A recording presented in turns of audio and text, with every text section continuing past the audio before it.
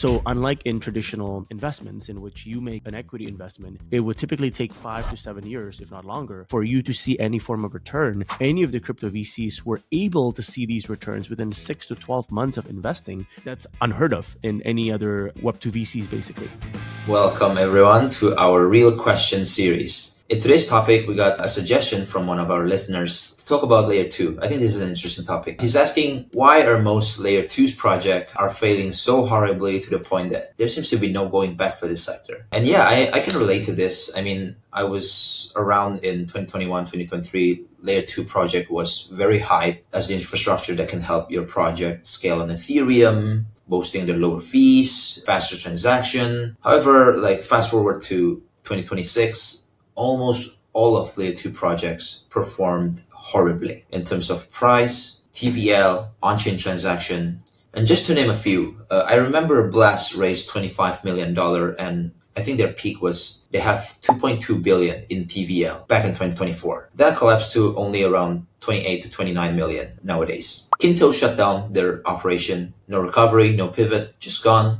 ZK Sync raised 458 million, considered as one of the most hyped ZK rollups. Now only holds 13 million in TVL, and their token price is also on all-time low. The only Layer 2 projects that have performed well until today is Base and Arbitrum. Respectively, I think they have around 1 billion to 2 billion TVL. But their token is also on all-time low. Now, Vitalik, back in February 2026, said that the industry has fallen into a pattern of copying itself rather than building genuinely new infrastructure. He mentioned that Ethereum will keep on scaling and will soon provide more block space, which we experience, right? Ethereum fees have been far cheaper than it ever was. And we have Marco here, our respected host of More Than Speculation podcast and founder of Sharpbite Capital. Hello. All right. So, Marco, the question is very simple, right? So, why do you think most L2s are failing right now? It's a $1 billion question, actually. It's not that simple, but okay.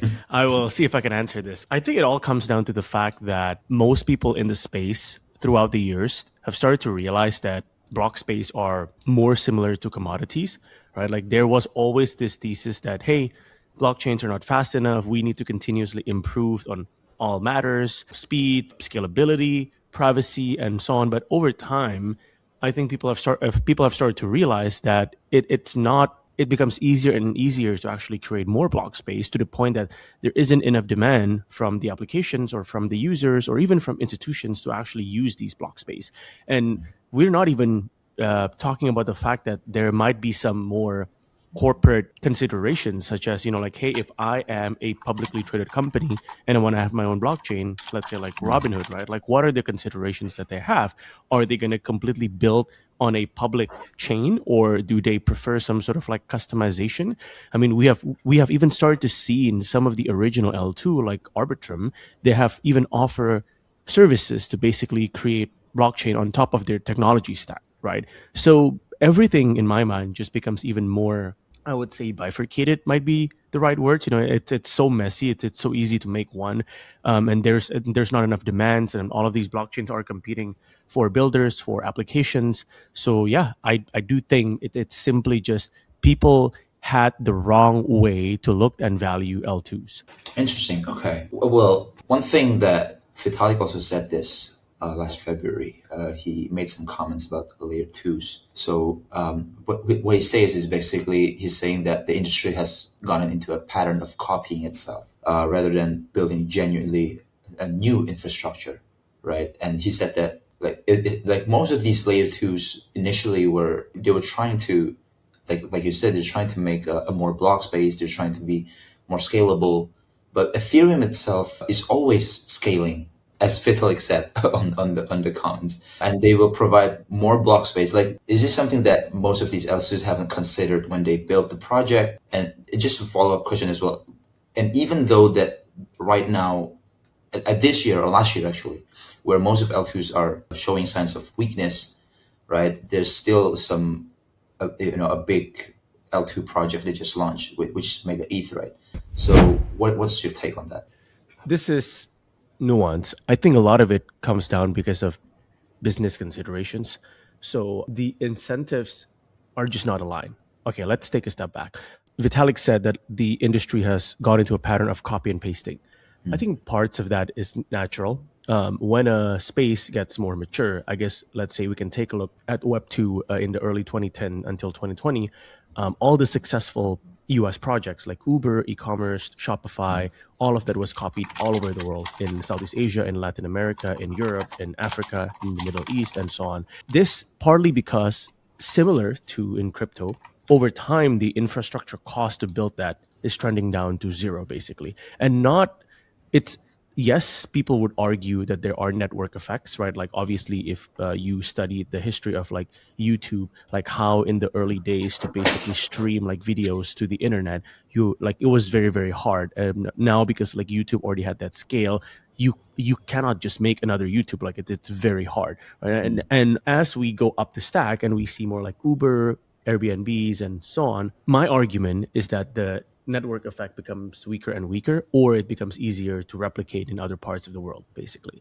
So I think that's kind of so what's happening with blockchain itself, right? And you can even argue back to like Vitalik that, hey, you actually were not scaling fast enough. Like I remember in 2021, 2020, when we were at the peak of the mania for NFTs, it was very expensive for you to just send Yeah, money around to like buy stuff. Like at some that's point, it true. was like, I think $40-$50 per swap. Like that's like Yeah, crazy, right? I mean, that's just that's not true. doable.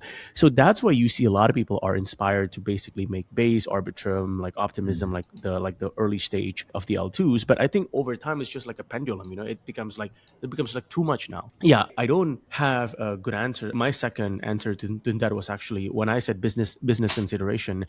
It's because the incentives aren't aligned properly, right? Token provides really good liquidity for the venture capitalists, right? So unlike in traditional investments in which you make an equity investment, it would typically take 5 to 7 years, if not longer, for you to see any form of return.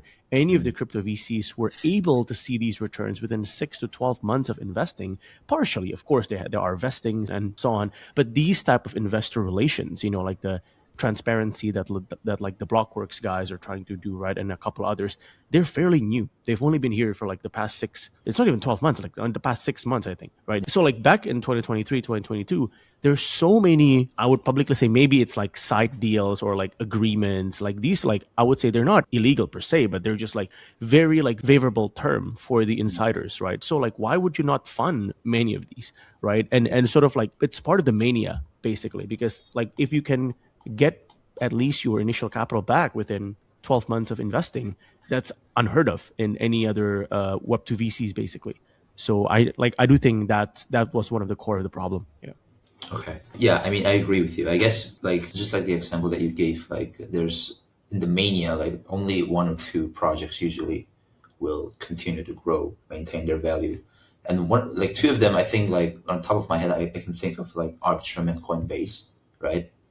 Base chain is, they still have a lot of transactions going on. They still have a lot of TVL locked in. Okay, so my next question is, so what do you think would happen to, like, most of these other L2s that haven't, most of these other L2s that they're failing? What do you think is the option for them? What are they, what's going to happen with them? Three things. One, I think they would get consolidated, so they would get acquired. Yeah, they would get acquired if they know any like strategic buyers and so on. Second, they would, I guess you can argue either it's like slow rug or they would just continue to try until they run out of money, right? They can continue to try in good faith, or they can overpay themselves 5 times and they just they just last like 1 year, right? Again, that's a separate topic, when you check like the governance costs and so on, but that's the second option. The third option, I do think some of them will try to become more of like an applications and see if they can be like a cash flow business. Because like if let's say you're I guess for whatever reason you're a tier 2 L2s, right? So you're not the tier 1 with hundreds of millions of foundation money, but you're like tier 2s with maybe 5 to 12 million of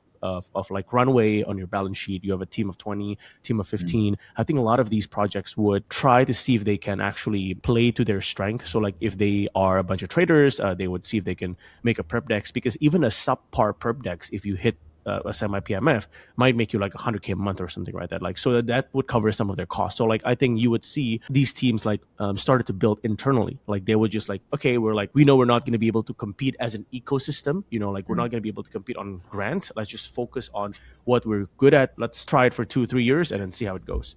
Yeah. Interesting. Okay. All right. I think that's probably everything that I want to ask. Hey guys, so this is the second episode of The Real Question. Just so, as the name suggests, just drop your questions, drop it on X, drop it on Substack. If you subscribe to our Substack, that might also be easier for you to see our news updates. You can be part of the community. You can reply to us on X, reply to Lambro, like reply to me, reply to the X account, whichever you want. The goal is to provide unfiltered takes on questions that I feel like a lot of people in the space have. So yeah, I hope you find these answers useful, and I'll see you next time.